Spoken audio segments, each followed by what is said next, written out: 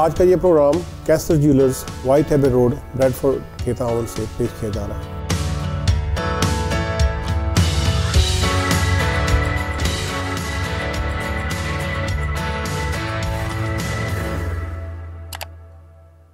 Welcome back after the break. बड़ा important question है जो मैं आपसे करने लगा हूँ अभी वसीम चौधरी साहब, वो ये है कि कुछ दिनों पहले यहाँ बरतानिया में ये बड़ी बात चली थी कि सिर्फ पंजाब के लिए लोगों के लिए क्यों ओवरसीज पाकिस्तानी कमीशन बनाया गया है। बरतानिया के अंदर कश्मीरियों की बहुत बड़ी तादाद है, KPK से लोग हैं और सूबों से हैं, तो ये इनिशिएटिव पंजाब असम्बली ने लिया है। तो क्या आप लोग KPK के अंदर कोई इस तरह का सेटअप बनता है या आज़ाद कश्मीर के अंदर कोई ऐसा बनता है तो आप उनकी मुआवनत करेंगे?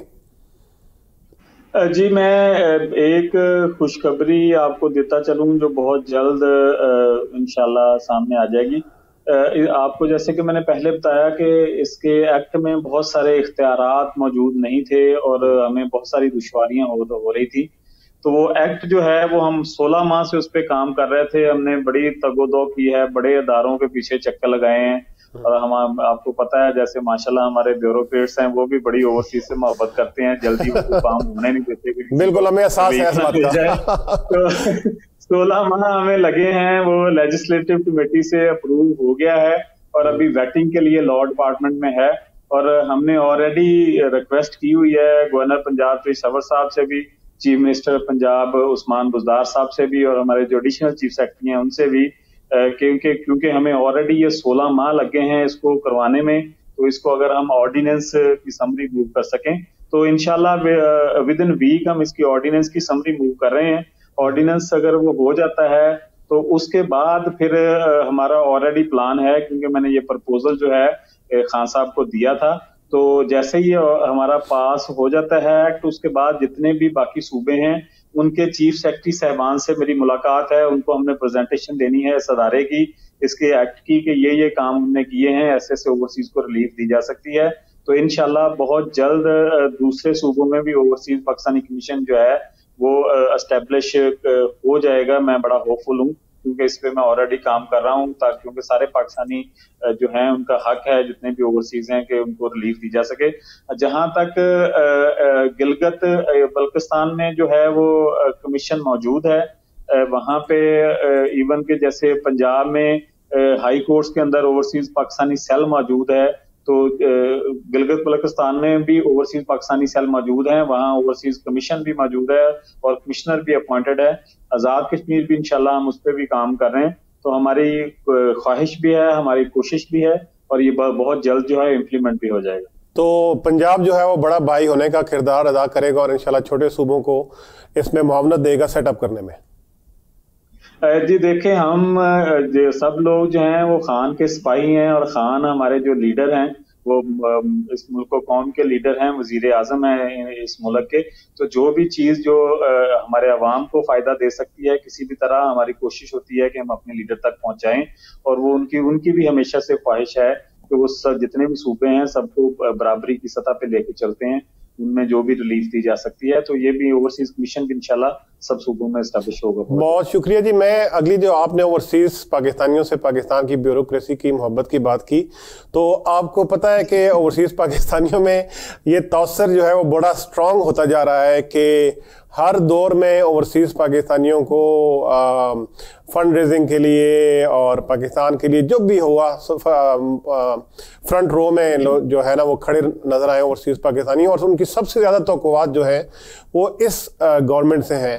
तो अगर से आप अपनी तगोदो कर रहे हैं, बड़ी कोशिश कर रहे हैं, अल्लाह ताला जो है पाकिस्तान की ब्यूरोक्रेसी को भी नेकी की हिदायत दे, तो क्या आप समझ रहे हैं कि इंशाल्लाह जो इस अदारे के आपकी बेशुमार कोशिशों के बावजूद भी ओवरसीज पाकिस्तानियों की बड़ी रिजर्वेशंस हैं, तो इंशाल्लाह ये जो नया एक्ट आएगा आप समझते हैं उसके बाद जो है मजीद बेहतरी आएगी? जी, एक तो मैं लेट मी क्लियर के सारे ब्यूरोक्रेट्स एक से नहीं है, बीच में बहुत सारे मोहब्बत करने वाले भी हैं जो जेन्युइन हेल्प भी प्रोवाइड करते हैं। नहीं तो अभी तक भी हम शायद घूम ही रहे होते, हमें रुकावटें आती रही हैं। तो वो रुकावटें भी जो दूर हैं ऑब्वियसली ब्यूरोक्रेसी ही कर सकती है, तो बीच में लोग हेल्पफुल भी हैं।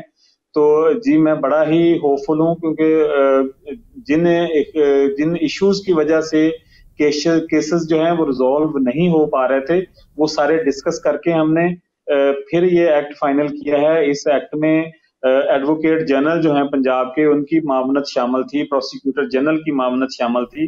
फिर जो हमारा कमीशन है उसने ये यूनानिमसली ये अप्रूव किया था ये एक्ट।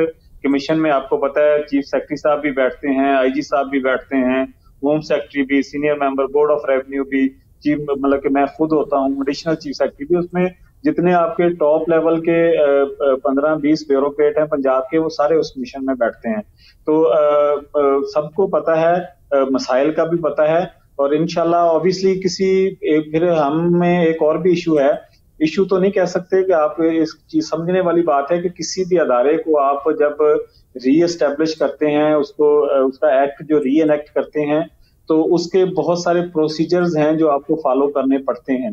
तो कोई भी किसी भी अदारे का एक्ट वो सीधा जाके लॉ डिपार्टमेंट ने क्लियर नहीं कर देना, उसमें रेगुलेशन डिपार्टमेंट भी आता है, उसमें एडिशनल चीफ सेक्रेटरी उनकी कंसल्टेशन भी आती है लॉ के, फिर वो क्योंकि आपके वो एडवोकेट जनरल और प्रोसिक्यूटर जनरल उन्होंने वो आपका लॉ प्रोटेक्ट करना होता है, उनकी कंसल्टेशन भी आती है।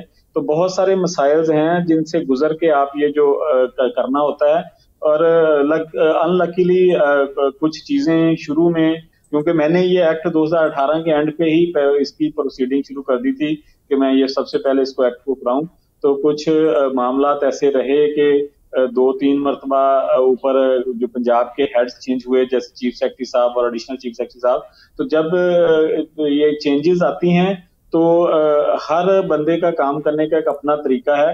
तो जो भी कैप्टन होता है वो जो नीचे किसी चीज की पॉलिसी बनाता है तो वो अपने नजरियात के मुताबिक, हालांकि होती तो वो कानूनी तौर पे राइट होती है, लेकिन कानून को देखने का भी हर जो ब्यूरोक्रेट है इसका अपना तरीका है। तो इस वजह से हमें 2-3 मरतबा मतलब के कैबिनेट कमेटी में जाना पड़ा है, लेजिस्लेशन कमेटी में। पहले जब चीफ सेक्रेटरी साहब थे और एडिशनल चीफ सेक्रेटरी थे नसीम साहब थे, जब नसीम खोखर साहब, तो उनकी कंसल्ट से हमने किया। जैसे ही हम कैबिनेट कमेटी में गए उससे 3 दिन पहले चीफ सेक्रेटरी और एडिशनल चीफ सेक्रेटरी चेंज हो गए, तो हमें रिव्यू में भेज दिया गया कि नई टीम जो थी उन्होंने अभी देखा भी नहीं था एक्ट। तो इस तरह के मसाइल की वजह से शायद ये ज्यादा देर हो गई है, और इंशाल्लाह अभी वो सारे मामला कवर हो गए। बहुत शुक्रिया वसीम साहब।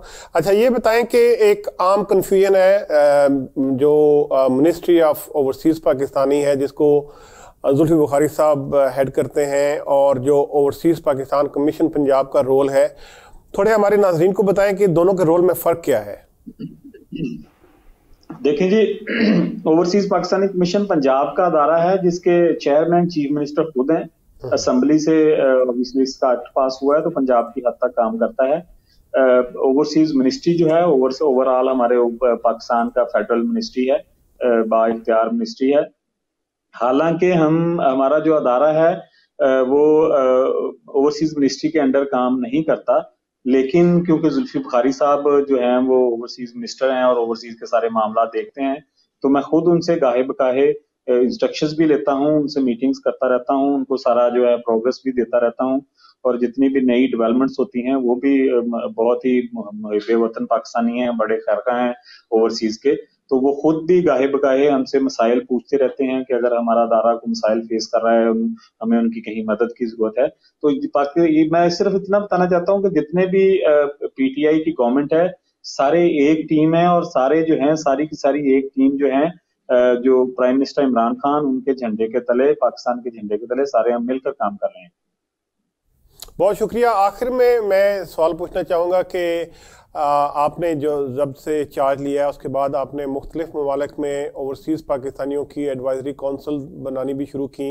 इस हवाले से काफ़ी कन्फ्यूजन पाई जाती है जो बरतानिया में एडवाइजरी काउंसिल है, तो हमारे नाजरीन को बताएं कि इस वक्त जो बरतानिया में ओवरसीज़ पाकिस्तान कमीशन की एडवाइजरी काउंसिल है उसकी क्या सिचुएशन है। जी देखें, हम पूरी दुनिया में किसी भी मुल्क में एडवाइजरी काउंसिल जो है बाई एक्ट लगा सकते हैं। ओवरसीज पाकिस्तानी कमीशन पंजाब का जो एक्ट है उसमें हमारा एक पूरा इसकी मौजूद है जो है क्लॉज के हम जो एक एडवाइजरी काउंसिल किसी भी मुल्क में लगा सकते हैं। तो काफी सारे मुल्कों में लगाए थे। यूके में जो इंडिविजुअल्स थे उनके जो आपस में इख्तलाफात थे कुछ, और जो तंजीम थी यूके की, आप भी उसका हिस्सा रहे हैं, उनके जो जनरल सेक्रेटरी साहब थे उनको भी कुछ कुछ तहफ़्फ़ुज़ात थे, तो एक मरतबा इसको कंसिडर किया गया था कि इसको दोबारा एक मरतबा डिसॉल्व करके दोबारा से लगाया जाए, लेकिन वो फैसला इम्प्लीमेंट नहीं हो सका था, क्योंकि ये जितने भी जो डिसीजंस हैं बोर्ड में होने होते हैं, तो बोर्ड की मीटिंग अभी कंडक्ट नहीं हुई, तो फिर वो बात आई गई होगी। तो मैं यूके की जो एडवाइजरी काउंसिल है फाल है, नोटिफाइड है, जब तक कोई भी नोटिफिकेशन उसको डी नोटिफाई का नहीं हो जाता तब तक उन्हें अपना काम जारी रखना चाहिए। और फिलहाल ऐसा कुछ है भी नहीं। ये बात हुई थी दोबारा इसको रीस्टैब्लिश करने की, लेकिन वो बात खत्म हो गई थी। तो एडवाइजरी काउंसिल के जितने भी मेंबर्स हैं वो अपना काम जारी रखें, जितने भी लोगों को रिलीफ दी जा सकती है, जितने लोगों को एडवाइस दी जा सकती है, वो करें जरूर। अच्छा, आखिर में वसीम भाई, अगर आप कोई पैगाम देना चाहें as vice chairman overseas Pakistan commission, ख़ास तौर पर हमारे जो ओवरसीज़ पाकिस्तानी हैं, ख़ास तौर पर जो बरतानिया में कुछ आपकी जो रिजर्वेशन हो और कोई ऐसी चीज़ जो आप कन्वे करना चाहें उन तक। जी, 2-3 चीज़ें हैं मैं जो डिस्कस करना चाहूँगा। इसमें कोई शक नहीं है कि पाकिस्तान पे कोई भी जब आफत आती है तो ओवरसीज़ पाकिस्तानीज़ जो हैं वो हमेशा से पाकिस्तान को सपोर्ट करते हैं। उसके लिए हम शुक्रगुजार भी हैं। ये एक अनकंडीशनल सपोर्ट है आपकी अपने वतन से, अपने वतन की मिट्टी से, आपके मुहिब्बे वतन होने का सबूत है, और आपकी अपने जो आबाओ अजदाद हैं, आपकी फैमिलीज़ हैं, उनके साथ मोहब्बत का एक ज़रिया है। तो इसको बेलॉस जारी रखें, इससे पाकिस्तान की इकॉनमी भी मजबूत होती है। दूसरा, मैं हमेशा कहता हूं कि जितने भी हमारे ओवरसीज पाकिस्तानी हैं, जैसे कि आपको पता है कि कश्मीर का जो इशू है वो पाकिस्तान के साथ किस तरह मुंसलिक है, तो हमारे ओवरसीज पाकिस्तानी भाई जो हैं पूरी दुनिया में इस इशू को हमेशा से जिंदा किए हुए हैं, और मेरी भी उनसे रिक्वेस्ट है कि वो इस इशू को हमेशा जिंदा किए रखें और हर प्लेटफॉर्म पर आवाज उठाएं जब तक कश्मीर आज़ाद नहीं होता। हमारे दिलों की आज़ादी तभी है जब कश्मीर आज़ाद होगा। और थर्डली, मैं एक बात हमेशा ही करता हूं, मैंने अपने डिबेट्स में भी की है कि पाकिस्तान आर्मी जो है, जो हमारे बॉर्डरों की हिफाजत करती है, जो जवान हमारे शहादतें देते हैं हमें जो सूखी नींद सुलाने के लिए, उनके जो जितने भी वर्सा हैं, अगर आप मुखैर हजरात हैं तो आपके किसी भी इलाके में किसी फौजी के यतीम बच्चे मौजूद हैं, तो इसमें कोई शक नहीं कि फौज पाकिस्तान अपने शहदा के बच्चों की बड़ी अच्छी तरह से देखभाल करती हैं। लेकिन मेरी ये रिक्वेस्ट है कि जितने भी मेरे ओवरसीज भाई हैं, अगर उनके इलाके में किसी भी शहीद के बच्चे परवरिश पा रहे हैं तो उनके सर पे प्यार का हाथ जरूर रखें। अगर उनको कोई हेल्प कर सकते हैं तो वो भी करें, नहीं तो एटलीस्ट उनके सर पे प्यार का हाथ जरूर रखें। और एक और चीज जो हमारे ओवरसीज भाई जो हैं, जितने भी डेवलप्ड ओवरसीज डेमोक्रेसीज में रह रहे हैं, जब आप यूके, अमेरिका या कनाडा में रहते हैं तो आप बहुत अच्छे तरह से कानून फॉलो करते हैं उस कंट्री के। तो मेरी रिक्वेस्ट है कि पाकिस्तान एयरपोर्ट से उतरते ही तो एक जंगल का कानून नाफज करने की ना कोशिश किया करें। ये कंप्लेन हमें बार बार आती है कि वो अपने मुल्कों में तो बड़े मतलब महज़ब तरीके से, उन्हें पता है कि आज़ाद मुल्क में आएंगे तो अपनी आज़ादी का इजहार करते हैं तो वो आज़ादी का इजहार करें, लेकिन थोड़ा सा कायदा कानून जो है मुल्क के, उनको भी फॉलो करें, तो बेहतरी होगी उनके लिए भी और मुल्क के लिए। बहुत बहुत शुक्रिया वसीम अख्तर चौधरी साहब आपके टाइम का। Thank you brother, thank you. ख़वातीन व हज़रात, नाज़रीन, ये थे वसीम अख्तर चौधरी साहब। बड़ी तफसील से उन्होंने आपको ओवरसीज़ पाकिस्तान कमीशन के बारे में बताया, कैसे काम कर रहा है, कैसे उन्होंने इम्प्रूव किया है, मज़ीद क्या इम्प्रूवमेंट लेके आ रहे हैं और किस तरीके से आप उनके साथ राब्ता कायम कर सकते हैं। इंशाअल्लाह आइंदा आने वाले दिनों में मैं आपको मिलवाऊँगा हमारे जो ओवरसीज़ के जो मिनिस्टर हैं जनाब जुल्फी बुखारी साहब को, उनसे जो बातचीत होगी। उसके अलावा हमारे जो एनवायरनमेंट की कैंपेन को हेड कर रहे हैं हमारे मलक अमीन असलम खान साहब, उनको भी मैं इंशाल्लाह आपसे मिलवाऊंगा। अगर आपको मेरी ये वीडियो पसंद आई है तो इसको लाइक करें, कमेंट करें और शेयर करें, और बराए मेहरबानी मेरे चैनल को सब्सक्राइब करें।